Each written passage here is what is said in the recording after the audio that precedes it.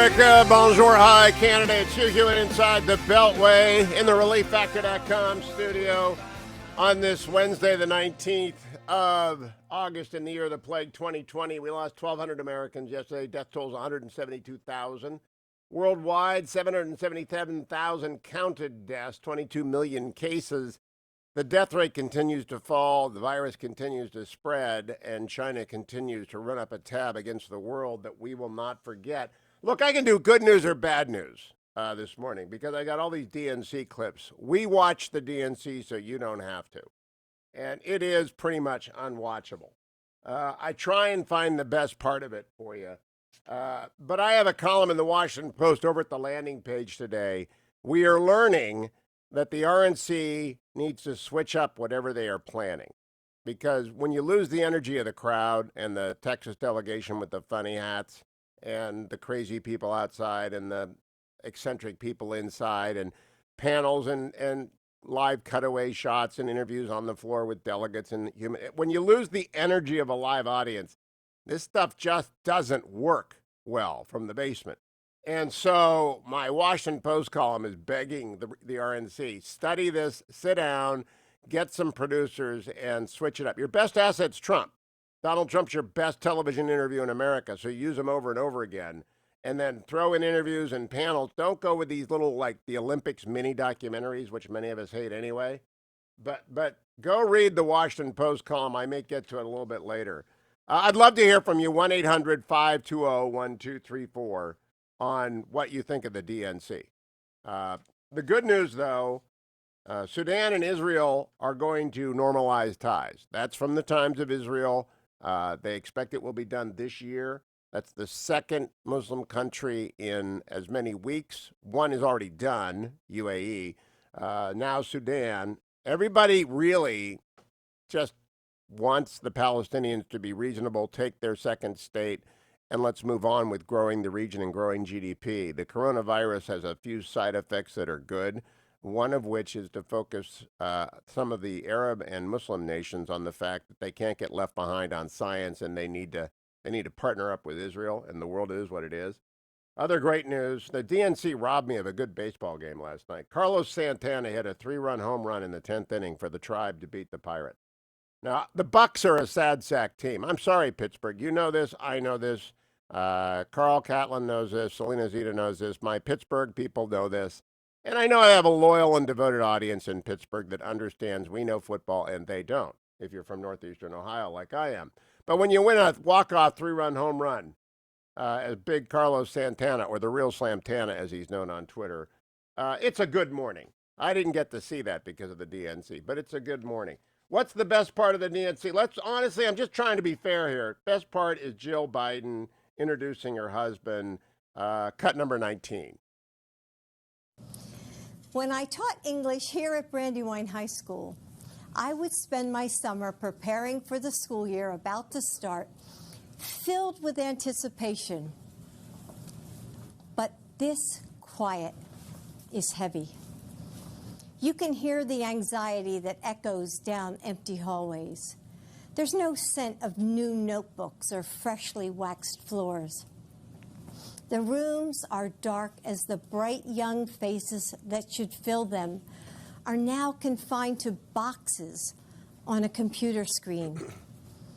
I hear it from so many of you.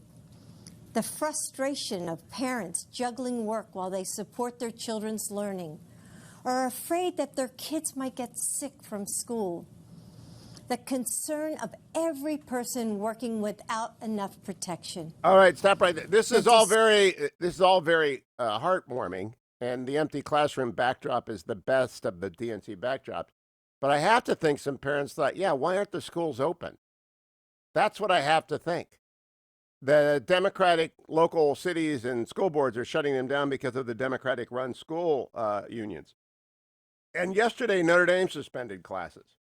Notre Dame said, we're going online, joining UNC. And more speakers at the Democratic convention are talking about the pandemic, according to the New York Times. And Australia is mandating, by the way, the vaccine for the anti-vaxxers who called me yesterday. Don't go to Australia. You're going to have to get the vaccine. Meanwhile, places like the Philippines and Sweden are completely reopened and have decided that they're just going with the virus because we now have a course of treatment. We now know how to save most of the younger people who get this. Older people are at specific risk, really old people at great risk. And the young people are just not at appreciable risk. I believe there have been 45 deaths of children under the age of 10 in the United States, or less than one per state. And that's the tragedy of traffic accidents is larger than that. So I had to think to myself when Joe Biden was talking that whatever few parents were watching, again, it's a ratings disaster. And the DNC's talking point is, oh, they're watching online. That means someone logged on for 5 seconds to see who was talking and then logged off. I mean, it really is a ratings disaster. And I'm not blaming the Democrats. You can't make this. The conventions aren't winners anyway. It's not good television. It's not me. I mean, I'm not narrating it. I'm not having fun with people. If you would do interview formats and Joe Biden can't, poor Joe Biden, he was in the basement yesterday with Tom Hanks. Cut number 6, Joe Basement Biden doing a fundraiser with Tom Hanks. Cut number 6. And I quit. I became a public defender. And I used to have to interview my clients down by the train station, Amtrak, the Northeast Extension, the Northeast Corridor. And I thought that before they were arraigned. And 40 years later to the month, in January of 2018, I found myself in a circumstance where, 2012, I found myself standing in the same spot I had stood 40 years earlier. All right, Tom Hanks is sitting here looking at Joe Biden thinking, this isn't going anywhere. By the way, you were vice president in 2012, not 2018. Now, the vice president self-corrects. But it was, oh my goodness, it was bad. And then he first mentioned, well, let's play cut 7 and listen to this. And to let you know, I know about your life, and it makes a big difference. That's what they're saying. I understand.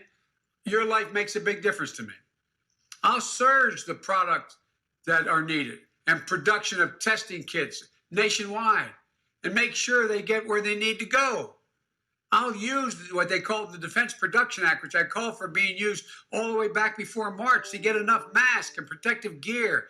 Every health worker needs it. All right. Now, the DPA, Defense Production Act, was used by Trump a week before Biden ever mentioned it. But what I get here is the inability to modulate the voice. Now, if you want to talk to me, honestly, you shouldn't have the same professional. I've been doing this for 30 years.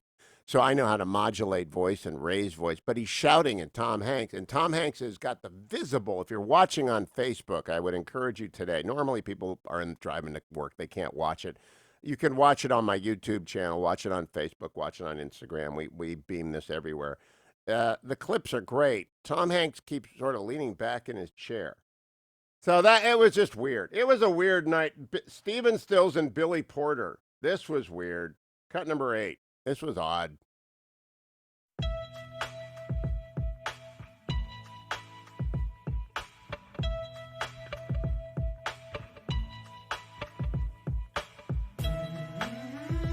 I think if Americans, just ordinary Americans, are watching this thing, you just saw a little clip there. Stephen Stills, God love him, has had a stroke, and so he's playing sideways. And Dwayne, did you watch this Billy Porter, Stephen Stills thing? How weird? What did you think of that? That is the weirdest thing in the world. I actually, when I did my after show yesterday, I played it in its entirety, and then I kind of superimposed over it Andy No videos from Portland. Okay, listen, friends, something's happening here. It's called Antifa in the streets. I want to know what you think of the Democratic National Convention. Quote, you can read my column during the break. It's on the landing page of the Washington Post. 1-800-520-1234 connects you to me. Even if you're a Democrat, call me up. 1-800-520-1234. What do you think of the DNC?